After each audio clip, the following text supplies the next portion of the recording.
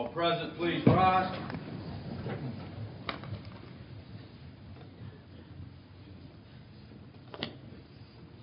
Please be seated.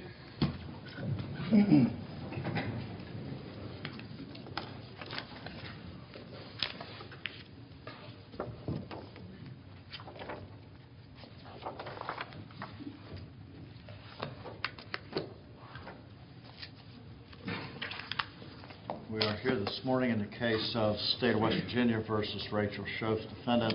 It is case number 13F88. This matter is set for sentencing. The record will reflect the presence of the State of West Virginia by Marcia Ashdown, prosecuting attorney, Harry DeChristopher, assistant prosecuting attorney, reflect the presence of the defendant, Rachel Shoaf, in person, and by counsel John Angotti and David Straffus. Are the parties ready to proceed? Ms. Ashdown? Yes, Your Honor. Mr. Angotti? Yes, Your Honor. Thank you. Prior to the hearing, the court has received and reviewed various documents which I will outline at this time. First, I have received and reviewed a pre-sentence investigation report submitted June 13, 2013 by the probation office. Ms. Ashdown, have you received a copy of the pre-sentence investigation report and had an opportunity to review it? Yes, Your Honor. Mr. Angotti, have you also received a copy of the pre-sentence investigation report and had an opportunity to review it with Ms. Shoaf? Your Honor, we have, and we've also provided to the family. Thank you. In the process of reviewing that, did you find anything that needed to be corrected or otherwise modified? There's no additions, deletions, or corrections. That report then will be accepted as submitted. The court has also received, pursuant to the order entered at the plea hearing, a comprehensive diagnostic evaluation provided by Youth Services System, Inc., and received on December 19, 2013. Ms. Ashdown, have you received a copy of that report and had an opportunity to review it? Yes, Your Honor. Mr. Angotti, have you also received a copy of that report and had an opportunity to review it with Ms. Shoaf? Yes, Your Honor. In addition, I have received and reviewed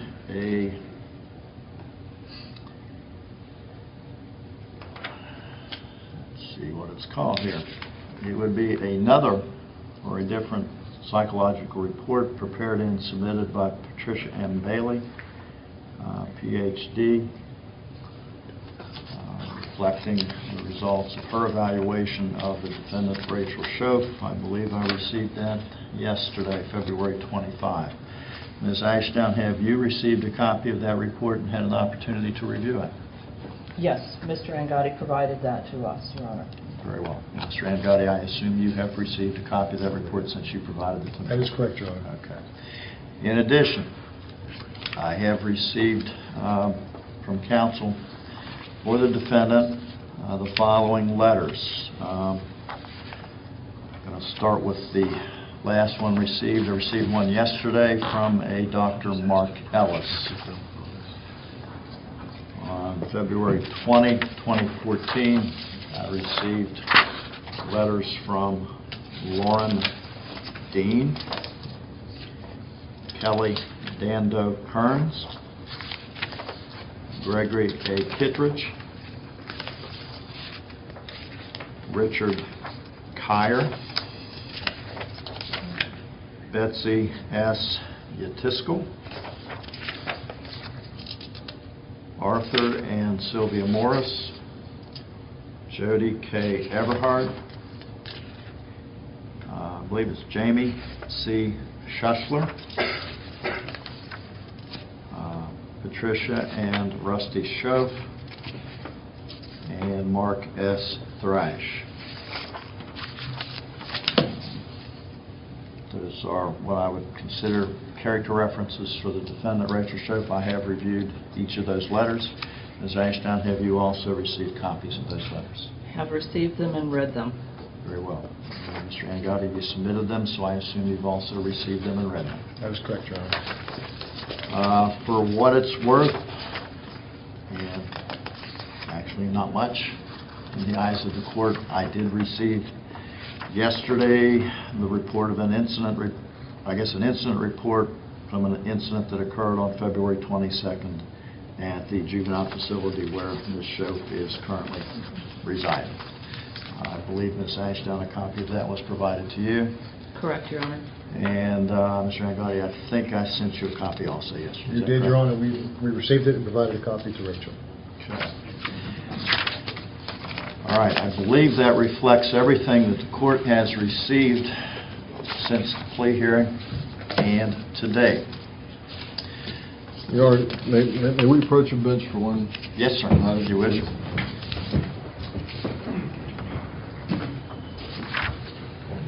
I don't know if this microphone is still alive. I can kill this one.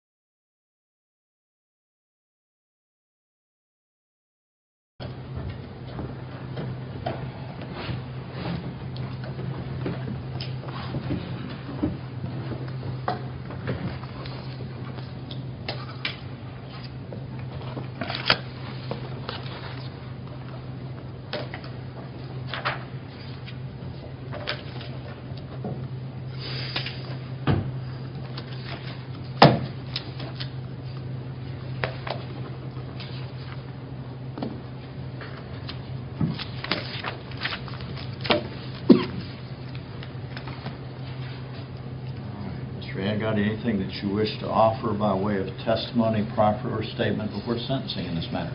Yes, Your Honor. Rachel would like to speak to the court first, and then I would like to follow up after she's finished with her statement.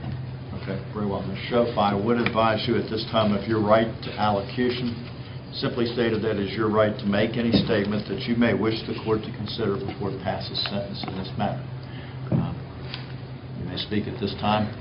You can remain seated if you want. Oh, well, I guess you're not on a rolling chair, so it's safe. All right.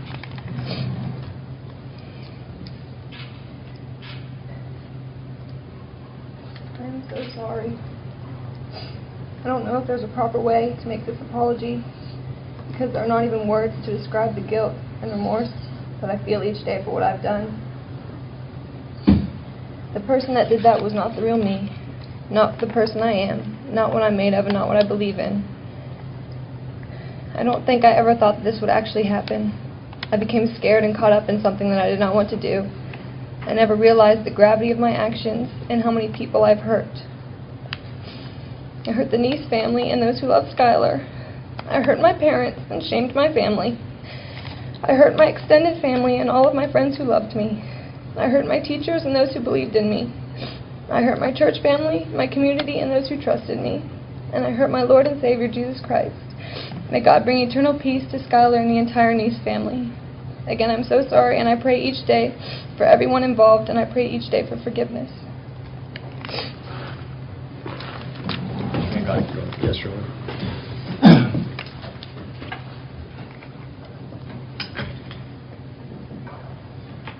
Well, Your Honor, there's nothing that I can say here today that would take away the pain and the heartache that the Neese family has and will endure. I further wish in no way to offend the Neese family by my statements here today, nor will I attempt to excuse or minimize the actions of Rachel Shoaf that took the life of Skylar Neese. The one thing I can say to this court and to the community, as Rachel has accepted full and complete responsibility for her actions and expressed sincere remorse for what she has done. It is my belief, knowing the facts as I do, that this case would not have been resolved without the confession and cooperation of Rachel.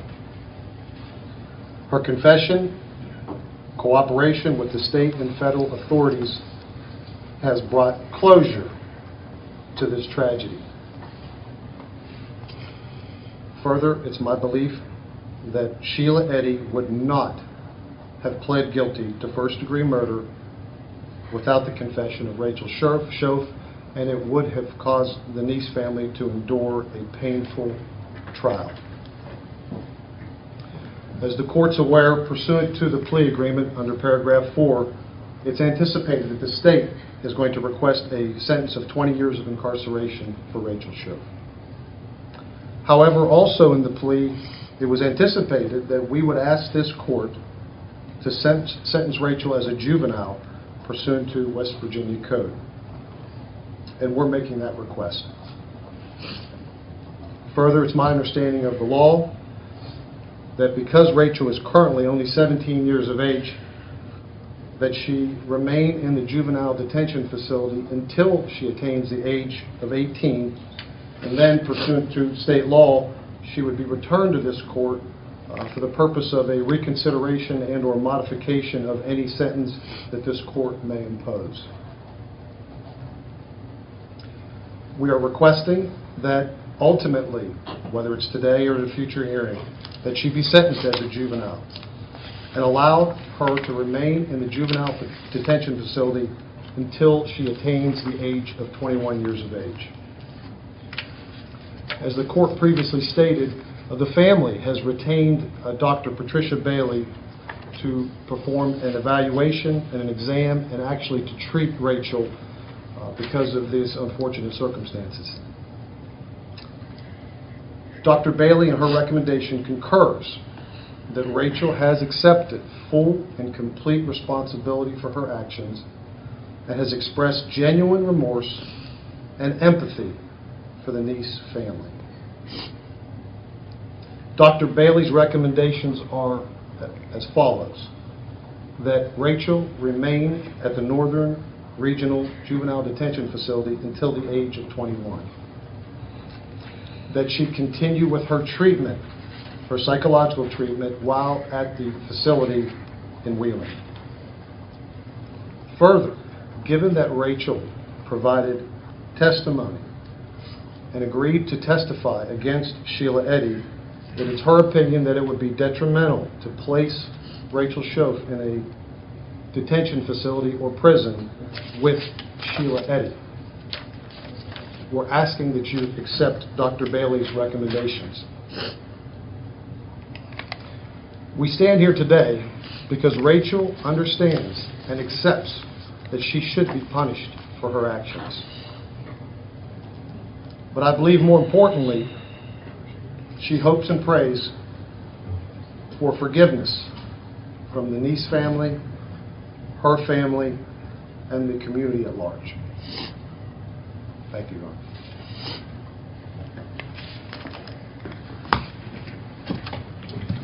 Ms. Ashdown? Your Honor, there are family members who wish to address the court on the subject of victim impact information. There are, I think, two people. David Neese, Skylar's father, will speak,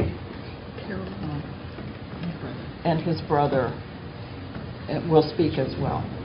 So, Dave, I'm sure the court will entertain the close relatives who wish to speak. Am I correct, Your Honor? That's correct. Just whoever wants to come forward first, will you do so, and then...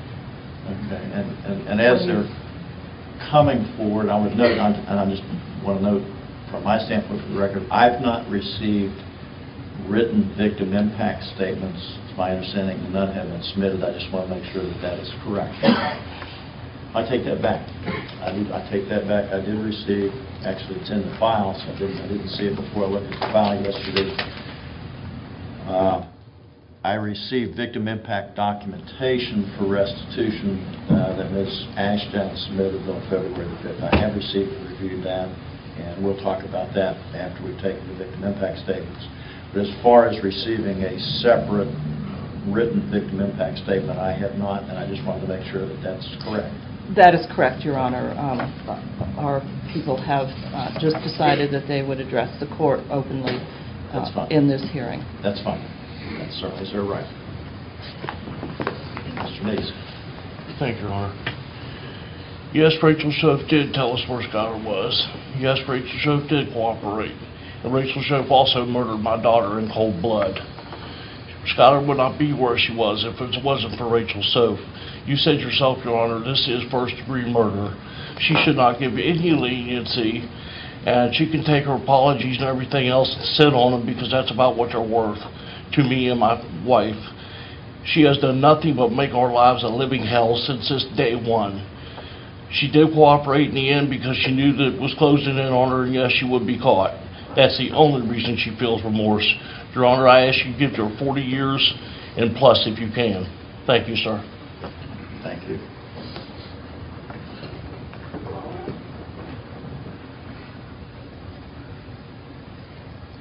And I'm sorry, just so the record is clear, I can't remember if Mr. Neese identified himself, but that was David Neese, the father of the victim. Thanks, sir. Ma'am, if you would introduce yourself, please. I am Skylar's father, yes. Yes, sir. I'm Carol Michaud, and I'm Skylar's aunt and her mother's sister. And still to this day, we do not know why they did this. And that is a question we would like an answer to. Because what in the world would be so bad that you would have to kill Skylar and to put her through what you did? You didn't think about that when you were doing it, so why would we need to think about how you feel now? You stood there for over a year, comforting, being with us, telling us you knew nothing. When the police and everybody was coming close, then you decided to confess.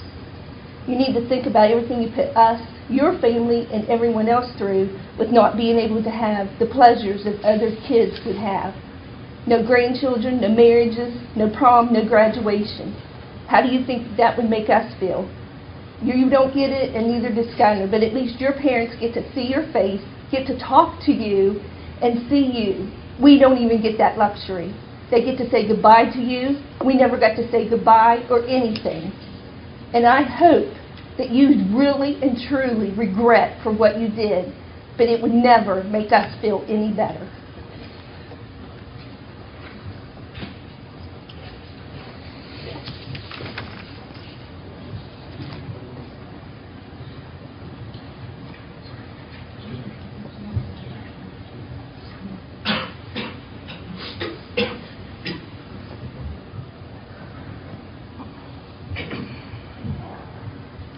Sir, if you would please identify yourself.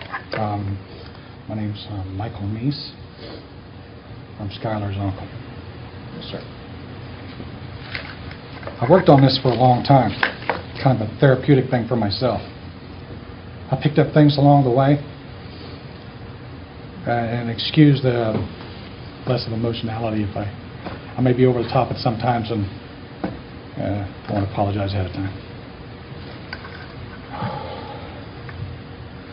First day, this all started when my wife called me at work and told me that Skylar was reported missing. Immediately, I made 200 flyers and drove over to my brother's home and asked him if he heard anything. Just complete silence from him. Seeing my brother so beside himself made me sick to my stomach. He walks me into her room, shows me where she climbed out of the window that night.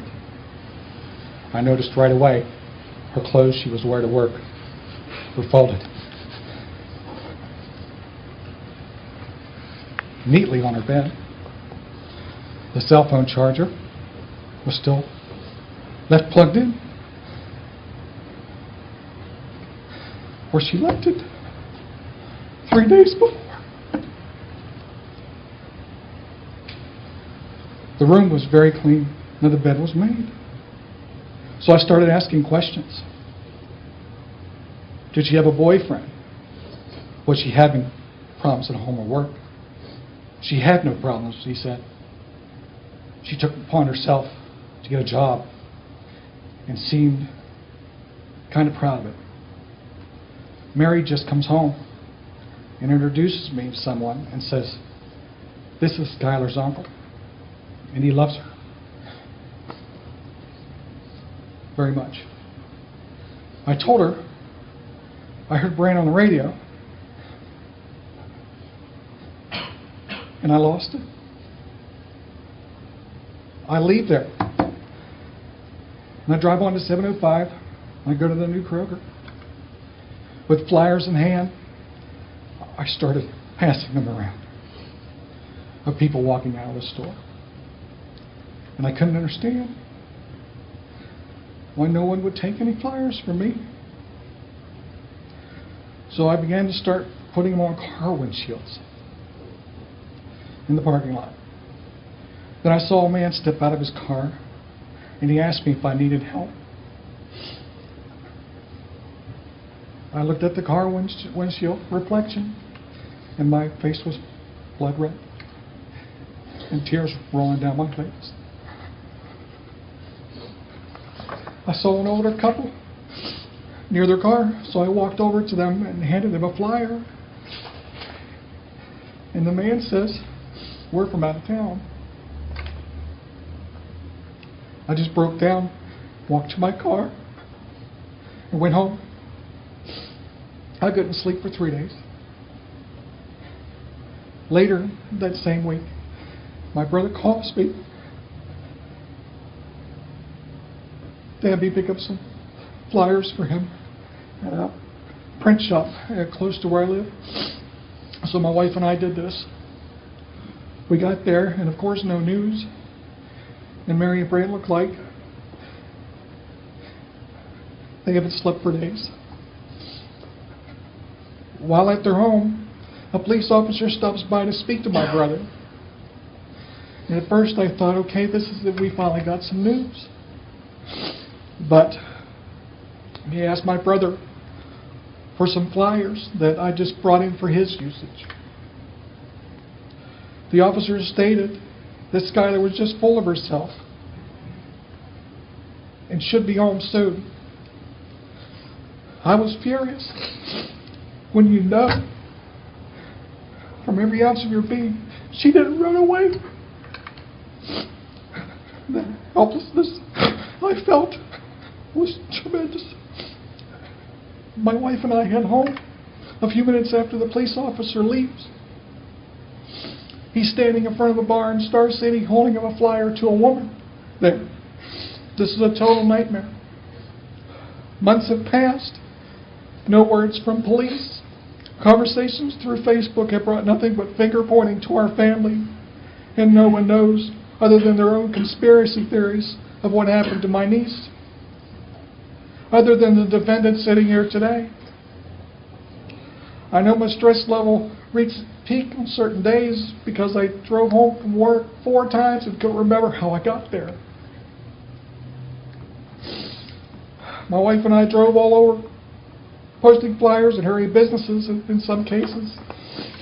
We were turned away because it wasn't in our policy for us to put anything related to this type of thing, if you believe that.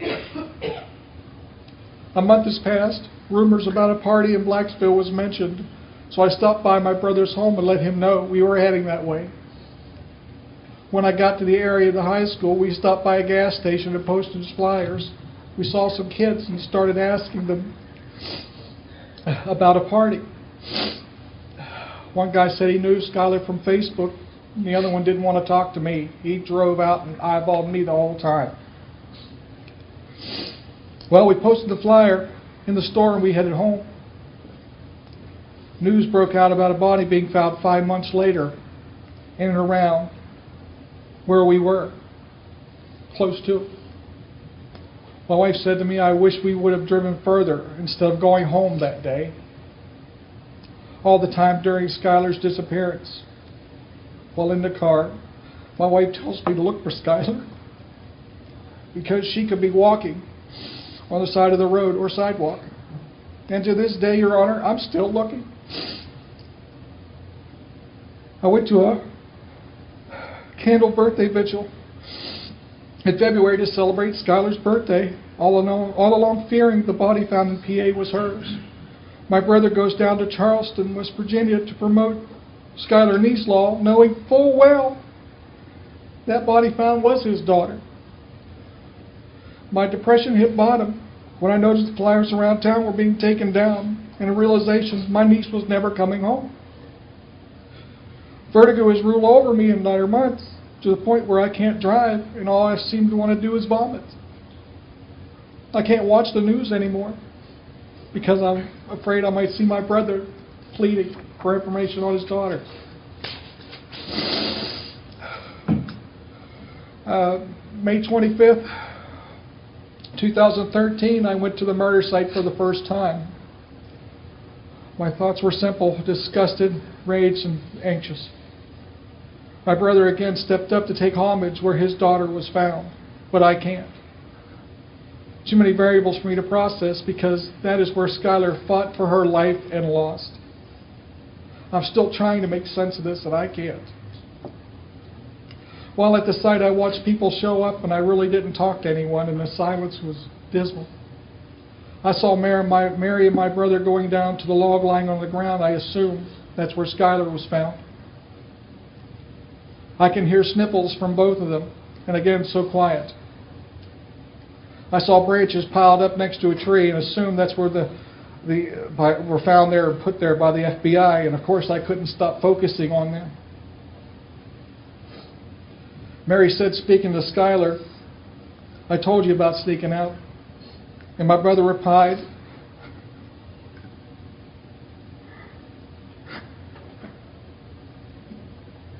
"You see where that got you? So sad." Someone passes a shovel down the hill where my brother tried to dig a hole and plant some flowers for his daughter. With every hit of the shovel hitting the ground, I jumped and then I had to turn away.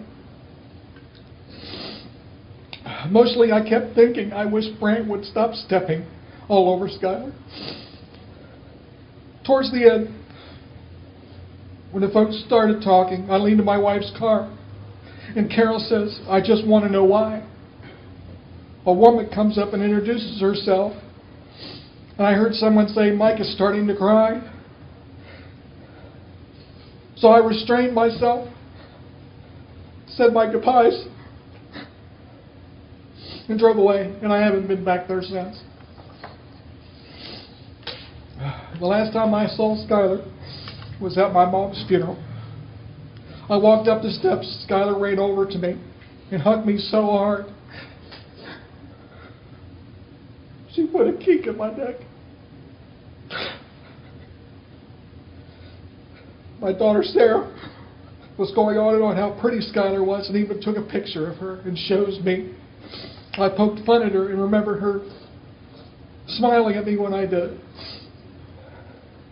She was always thoughtful to me and to everyone else. I never heard a mean word against her. My niece is a kind soul, smart and funny, and she touched my life for the better. This is a tragedy. It's merciless and never should have happened. I hope in doing this for her shows you all just how much she means to me. I also would like to point out here today, I know in my heart, Skylar fought that night for her life, and now she's gone. Your Honor, I'm here today to fight for her as hard as she did to stay alive. The admitted murderer sitting here today has nothing but blatant disregard for human life and deserves the maximum sentence for her role, and I quote, this extremely horrific and vile crime she committed on my niece. All the lies Ms. Shoaf gave to family, authorities, and the community has me thinking she's lifeless inside with no regret other than getting caught. All the tweets, going to school, tanning beds at church camp. And let's not forget the Facebook statements should be truth enough to see right through her. She may have admitted to murder, but at what cost, Your Honor? Showing no emotion or care in the world for 6 months. Should be dealt with no compassion towards her because she never gave Skylar 1 ounce of mercy. All the families here are ruined because of her actions. Life for life is what I read in the Bible, and simply put, she deserves no free life. Her parents couldn't reach her for some reason, and I know my family has suffered the loss of a daughter, cousin, friend, and a niece. Not to mention, she'll never be able to experience being a wife, a mother, or a grandmother. Your Honor, this is solely your decision, and I will respect it. However, Ms. Shoaf getting a plea agreement just to protect herself, then I plead with you here today. 40 years, sir. The maximum by law for second-degree murder, reminding everyone here this was premeditated. It should have never been given a second degree on this act. Murder is murder. For the life she stolen from Skylar, she owes my niece hers. Believe me, sir, when I tell you Skylar is with us today, in our hearts, watching over us. She'll be with me the rest of my life. And as for the defendant, those given to harming others bear within themselves the seeds of their own destruction. Thank you very much. Sir.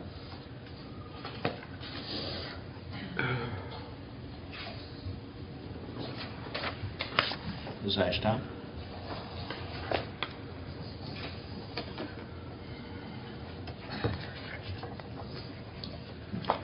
And actually, before you start, let's take care of the issue of restitution, Please. so that I don't have to come back to that. As I indicated, I noticed that there was filed on February the 5th, 2014, a victim impact documentation for restitution by the state that reflects that the West Virginia Crime Victims Fund has paid $921.71 for counseling services for Mr. and Mrs. Neese. And also attached was a bill from the funeral home for funeral expenses in the amount of $7,262.22. And apparently that's not been reimbursed or paid, it was the impression I got. It has not yet. There is that process that is going on. We Okay. expect a victim fund to pay for that, but in the meantime, the $7,000 and some is due and owing to the McCullough Funeral Home. Yeah, so they are expenses that have been incurred. Mr. Angotti, I note that a copy of that was sent to you also on February the 5th. Do you have anything that you wish to offer with regard to the issue of restitution in this matter? No, Your Honor. All right, very well. I'll get that out of the way so that we don't have to address it further later. Okay, Ms. Ashdown, you may Thank you, proceed. Your Honor. Skylar Neese disappeared on July 5th, 2012. This is what Rachel Shoaf finally told police on January 3rd, 2013. And this is information from the documentation of her statement to police on that day. She said, "We stabbed her," referring to herself and Sheila Eddy stabbing Skylar Neese. They killed Skylar because the girls always fought with Skylar, and she was, quote, "in the way of the friendship between Rachel and Sheila." In the spring of 2012, Sheila and Rachel first joked about killing Skylar during science class when one of them said, "We should kill her." And they looked at each other with a sense of agreement on that statement. Sheila and Skylar, according to Rachel Shoaf, always fought, and the animosity between Skylar, or towards Skylar, intensified after Skylar accompanied Sheila to a beach vacation that summer. And we know from facts that such a vacation did occur. On July 5th, 2012, Sheila and Rachel agreed that it's today. Today was when they should commit the murder. Since springtime, the girls had several conversations about killing Skylar, and it was agreed that the murder should occur before Rachel left for church summer camp. The night was agreed upon because Skylar was working that night and into the evening and into the later evening. and she would be able to sneak out of her home easily after she had left work for the night. Over the month before the murder, Sheila and Rachel had planned some of the details and concluded that they needed to buy knives, get a shovel, and go to Brave, Pennsylvania, where this murder would occur. So on July 5th, Rachel Shoaf took a shovel from her father's home. Sheila Eddy brought 2 knives that belonged to her mother. And they waited outside Skylar's home. They drove to her apartment that night.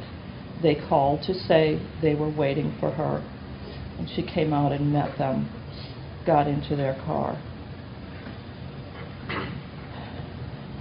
Skylar was under the impression that the 3 girls were just going to drive around, maybe drive up to Brave, Pennsylvania, where they had been on other occasions and smoked some marijuana. So she had brought along a bong with her, and Rachel Shoaf had brought along some other smoking pipe. When they arrived there at that location in the countryside, the 3 girls got out of the car and were out of the car for some moments when, at the agreed upon signal of a countdown, 1, 2, 3, Rachel Shoaf and Sheila Eddy attacked Skylar Neese and stabbed her to death.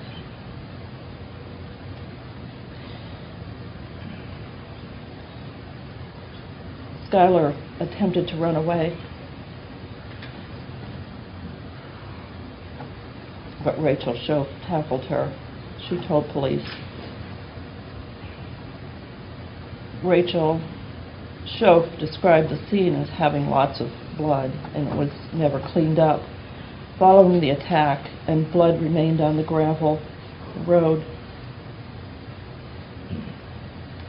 Rachel Shoaf estimated that Skylar was stabbed 10 times before she died, and she explained that during the attack, Skylar Neese's neck made weird sounds, and they both continued to stab her until those noises stopped. At the time of the murder, Skylar was dressed in a yellow tie-dye shirt and green shorts.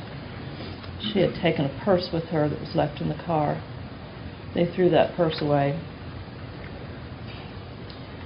They thought Skylar's cell phone would remain where her body was left. And in fact, it was found there, Your Honor.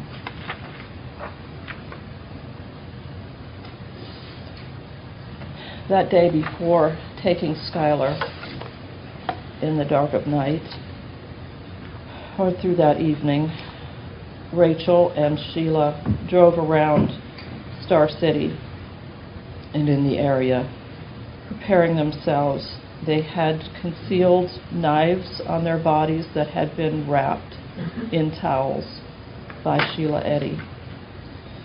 And they took that shovel with them. And they arrived at Skylar's home and told her they were waiting for her. They were waiting to kill her. Your Honor, this heartrending case has consumed us from the date we became aware of Rachel Shoaf's disclosure to police. The disclosure that she and Sheila Eddy had deliberately, intentionally, and premeditatedly murdered Skylar Neese, according to a plan by which they had armed themselves with knives, had prepared to conceal Skylar's body after killing her, and had taken materials and extra clothing to clean up. We struggled first to accept the reality, and then for months we spent hours, days, and weeks trying to ensure that the cases of Rachel Shoaf and Sheila Eddy could both be set on a course to accomplish as much justice as possible.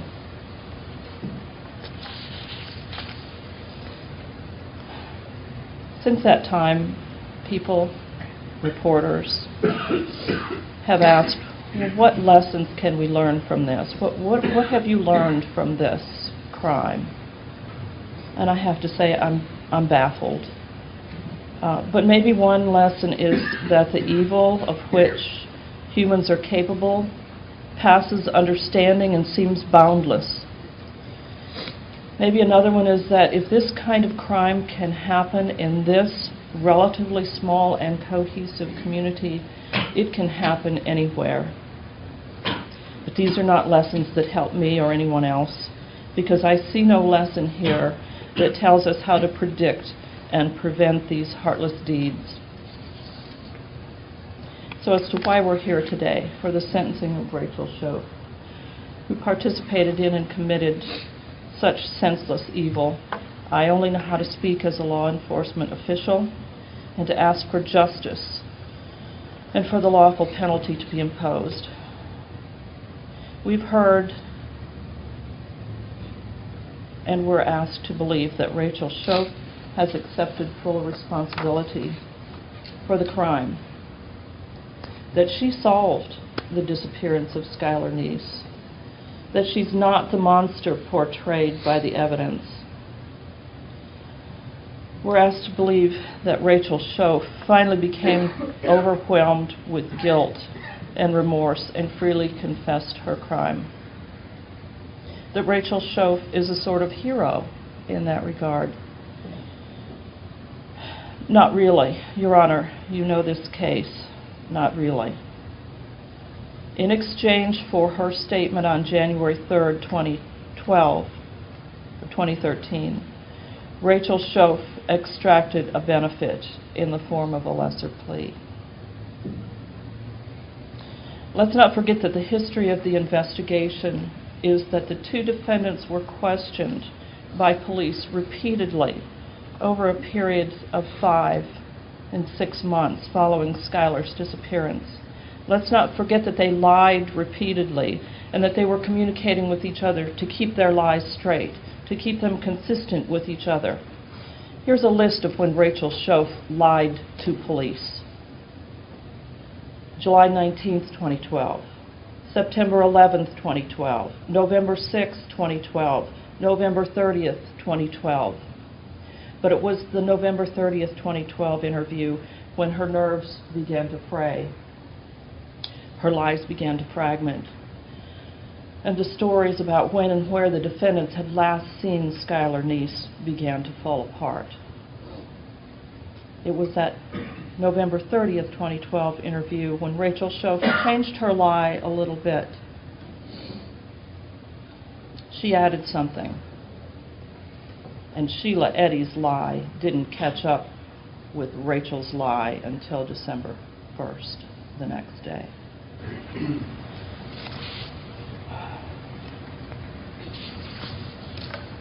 That's when Rachel Shoaf began to understand how she needed to and how she might be able to reduce her exposure.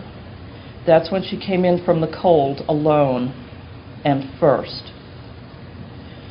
That's when she confessed for a price. She sold her confession to police for the ultimate bargain of her plea to second-degree murder in West Virginia. That's what happens to solve some criminal cases.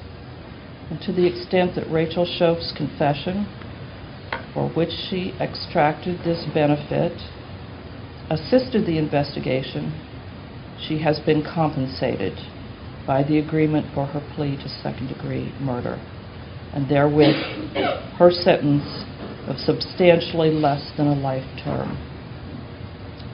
That is her reward, and it is more than sufficient. It is often said that children should not die before parents, that it is not the normal and proper cycle of life and death. But parents do lose children, tragically to illness, to accident, to negligence, even murder. Murder by a stranger is a horror, but deliberate murder by friends is unthinkable. It must be unbearable for Dave and Mary Neese to contemplate the fact that Skylar's friends hated her so much that they took her in the dark of night and stabbed her to death even as she struggled for life. They were single-minded and relentless.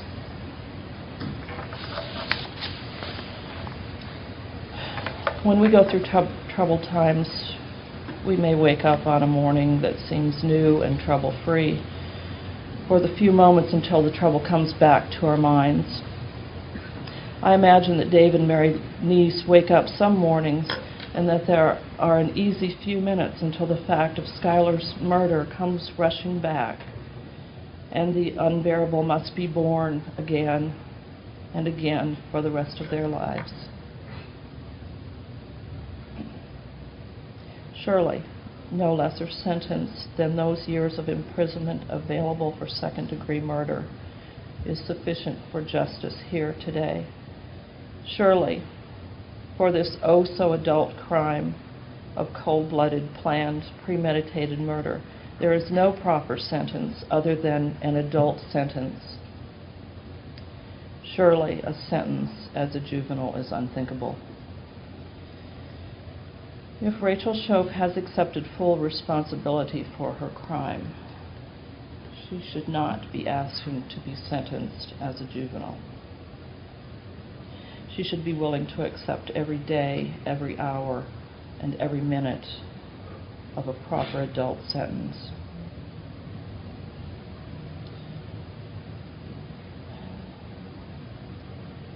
Your Honor, you know this case. You know what a proper sentence would be. We ask that you impose that adult sentence. Just so the record is clear, Ms. Ashdown, does the state stand behind the recommendation made in paragraph 3 of the plea agreement? It is a recommendation, Your Honor, and it is part of the plea agreement. Okay. Just wanted to make sure that we weren't violating the plea agreement. Mr. Van Gotti, Mr. Strathis, anything further? Yes, very briefly, Your Honor, as you just pointed out, I didn't hear Ms. Ashdown state prior to that.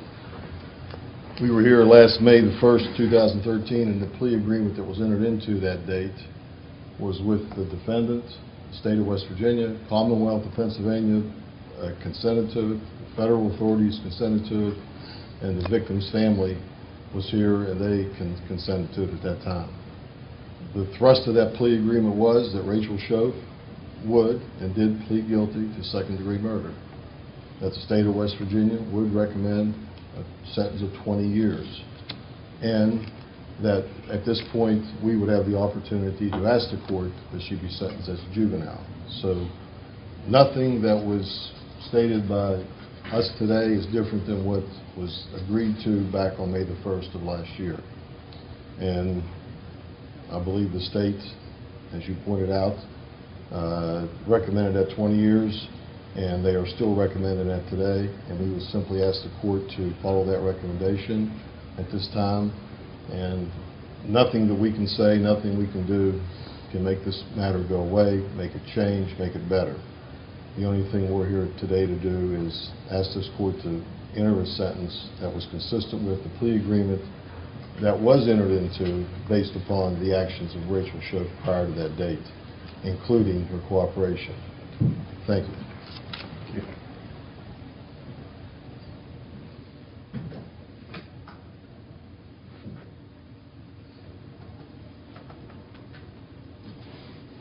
Rachel Shoaf, would you please stand?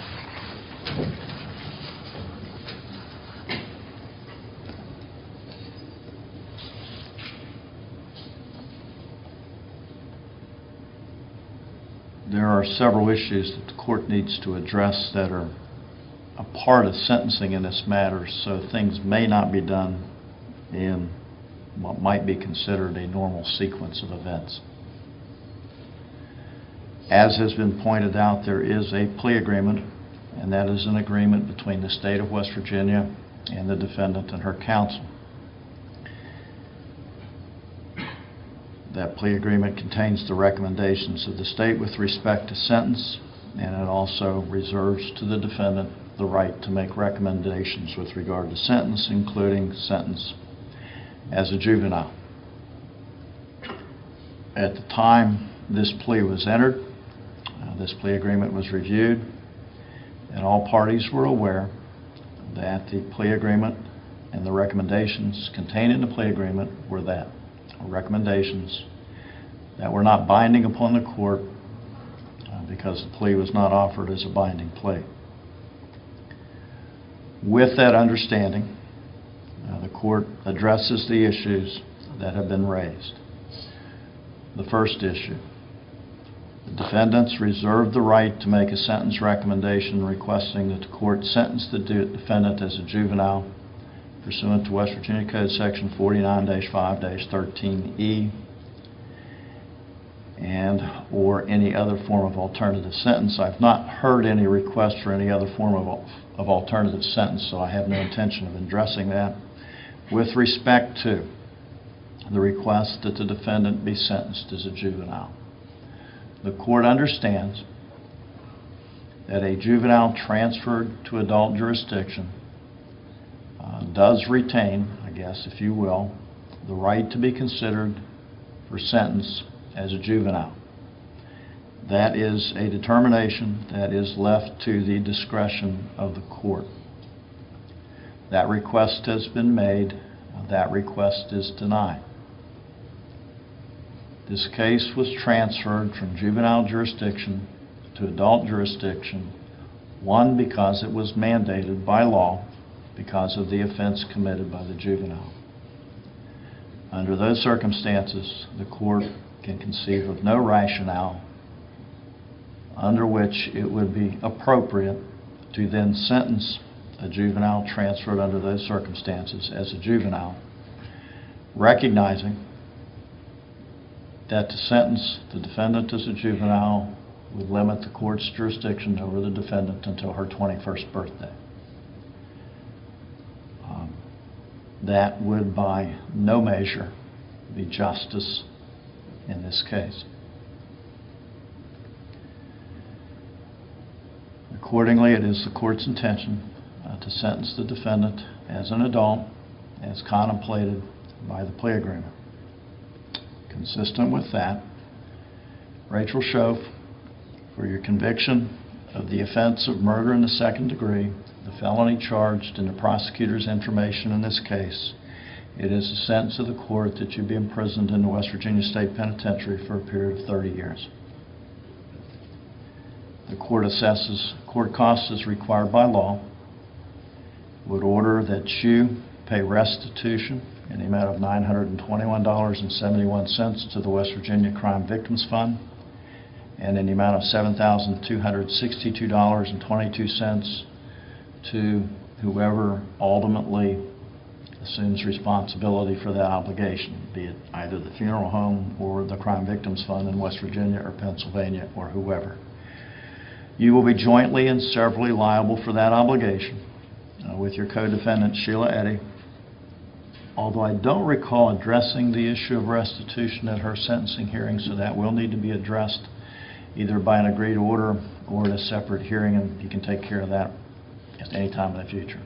Your Honor, just so you know, I have discussed that with Mr. Benninger, and we will enter an agreed order. We will offer that to the court Very well. in conjunction with this hearing. Very well. Did not expect that it would be an issue. I would further order the defendant and Ms. Shoaf pay a one-time $10 fee to the Montague County Victim Witness Assistance Program consistent with the provisions in the code.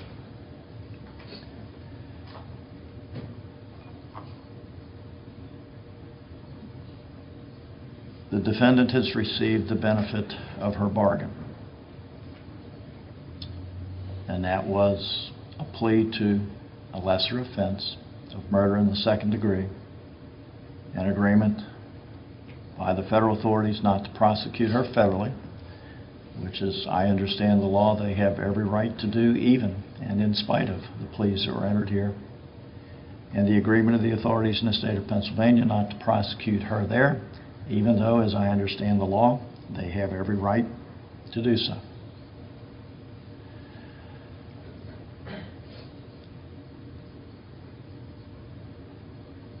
One other issue that I suppose needs to be addressed at this time, since the defendant is still a juvenile, and she will remain in a juvenile facility and a hearing will be scheduled prior to her 18th birthday so that a determination can be made as required by law whether she will remain in a juvenile facility past her 18th birthday or will be transferred to an adult facility. So I'll leave it to the parties to ensure that that hearing is scheduled. My guess is the juvenile facility will be contacting us to ensure that it is scheduled prior to Ms. Shoaf's 18th birthday.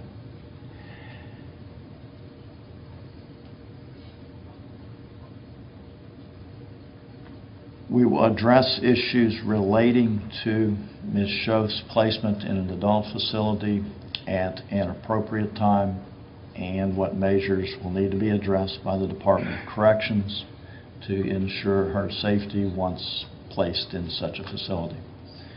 At this point, I'm not aware of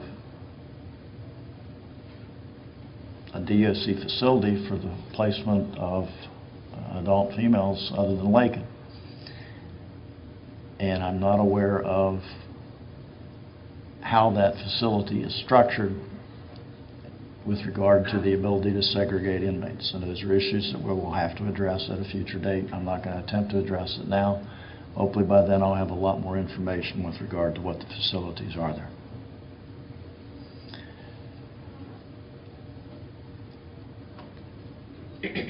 Looking at my notes, a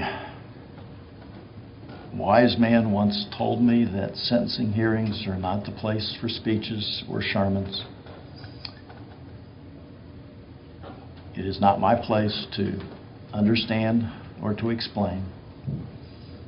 I understand that nothing that I have done or can do will make what has happened right for anybody. It is what it is. And as far as I'm concerned, this matter is concluded. Remain seated, please.